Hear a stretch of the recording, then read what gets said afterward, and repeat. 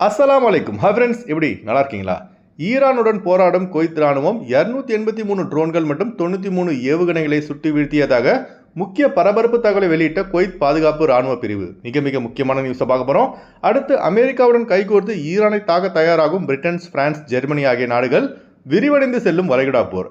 அடுத்து குவைத்தில் உணவு தட்டுப்பாடு ஏற்பட வாய்ப்பில்லை, பொதுமக்கள் பயப்பட வேண்டாம், உள்துறை அமைச்சகத்தின் முக்கிய வேண்டுகோள். இப்படி பல முக்கியமான தகவல் இந்த வீடியோவில் இருக்கு. வீடியோ ஃபுல்லாக பாருங்க. உங்கள் நண்பர்கள் அனைவருக்கும் கட்டாயமாக இந்த வீடியோ ஷேர் செய்யுங்க.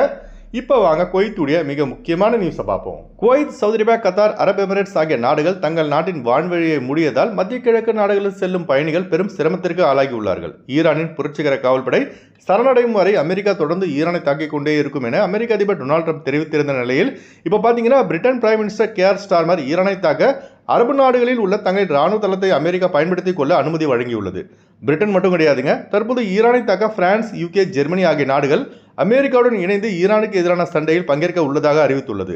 ஈரானுடைய வெளியுறவுத்துறை அமைச்சரான அப்பாஸ் அரக்சி அவர்கள் தெரிவிக்கையில், அமெரிக்கா மற்றும் இஸ்ரேல் பெரிய தவறை இழைத்து விட்டார்கள். அணு ஆயுதம் தொடர்பான பேச்சுவார்த்தை நடந்து கொண்டிருக்கும் போதே தேவையில்லாமல் அமெரிக்காவுடன் சேர்ந்து இஸ்ரேல் எங்கள் நாட்டின் மீது தாக்குதல் தொடங்கினார்கள். மேலும் எங்கள் நாட்டின் சுப்ரீம் லீடரான ஆயத்துல் அலி கேமேனி உட்பட 48 முக்கிய தலைவர்களை அமெரிக்க ராணுவம் கொன்றதை நாங்கள் மன்னிக்க மாட்டோம்.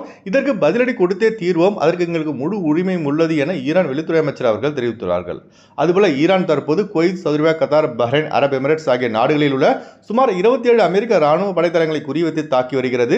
இதில் குவைத்துடைய பாதுகாப்பு படை வெளியிட்ட புள்ளி விவரத்தின்படி 97 பாலிஸ்டிக் மிசைல்கள் மற்றும் 283 ட்ரோன்களை சுட்டி வீழ்த்தியுள்ளதாக குவைத் பாதுகாப்பு படை தெரிவித்துள்ளது. அதுபோல குவைத்தின் டெப்யூட்டி பிரைம் மினிஸ்டர் மற்றும் உள்துறை அமைச்சருமான ஷேக் ஃபஹத் அல் யூசுப் சபா அவர்கள் தெரிவிக்கையில், குவைத்திகள் மற்றும் வெளிநாட்டவர்கள் யாரும் பயப்பட வேண்டாம். குவைத் நாடு விரைவில் அமைதி நிலைக்கு திரும்பும். தற்போது ஏற்பட்டுள்ள நெருக்கடியான சூழ்நிலை சமாளித்து மீண்டு வருவோம் என தெரிவித்துள்ளார். அதுபோல உணவு தட்டுப்பாடு குவைத்தில் ஏற்படாதவாறு முக்கிய நடவடிக்கை எடுக்கப்பட்டுள்ளதாக உள்துறை அமைச்சர்கள் தெரிவித்துள்ளார்கள். குவைத்தில் உள்ள ஃப்ளோர் மில்கள் அனைத்திலும் உற்பத்தி 3 மடங்காக அதிகரிக்கப்பட்டுள்ளதால் உணவு பற்றாக்குறை குவைத்தில் ஏற்படாது என உள்துறை அமைச்சர் அவர்கள் உறுதியளித்துள்ளார்கள். அதுபோல குவைத்தில் உள்ள நம்ம ஆளுங்க, குவைத் மட்டும் இல்லைங்க, Saudi Arabia, Dubai, Qatar, Oman, இப்படி நீங்கள் எங்கே இருந்தாலும் தேவையில்லாத ஃபோட்டோ, வீடியோகளை எடுத்து சோஷியல் மீடியாவில் ஷேர் செய்யாதீங்க. நீங்கள் செய்யும் ஒவ்வொரு செயலும் கண்காணிக்கப்படுவதாக உள்துறை அமைச்சர் அவர்கள் எச்சரித்துள்ளார்கள். இக்கட்டான இந்த சூழ்நிலையிலிருந்து இன்ஷா அல்லாஹ் விரைவில் விடுபடுவோம் என பிரார்த்தனை செய்யுங்க. அடுத்து வாங்க குவைத்துடைய தினார் ரேட் பார்ப்போம். ஒரு தினார் குவைத் இந்தியாவின் மதிப்பு 295 ரூபாயாக உள்ளது. ஒரு தினார் குவைத் இலங்கையின் மதிப்பு 1000 ரூபாயாக உள்ளது. இப்போ நான் சொன்னது குவைத்துடைய அல்முலா ரேட்டுங்க. அடுத்து குவைத்துடைய கோல்டு ரேட் பார்ப்போம். 1 கிராம் 24 கேரட் தங்கத்தின் விலை 52 தினார் 432 பில்ஸாக உள்ளது. 1 கிராம் 22 கேரட் தங்கத்தின் விலை 48 தினார் 80 பில்ஸாக உள்ளது. ஓகே ஃப்ரெண்ட்ஸ், இந்த வீடியோ ஷேர் செய்யுங்க. இந்த வீடியோ சம்பந்தமாக நீங்கள் என்ன நினைக்கிறீங்க என்பதை மறக்காம கமெண்ட்ஸை பதிவு செய்யுங்க. எப்போதும் இணைந்திருப்போம். உங்களின் ஒருவன் ஜியாவுதீன். அஸ்ஸலாமு அலைக்கும்.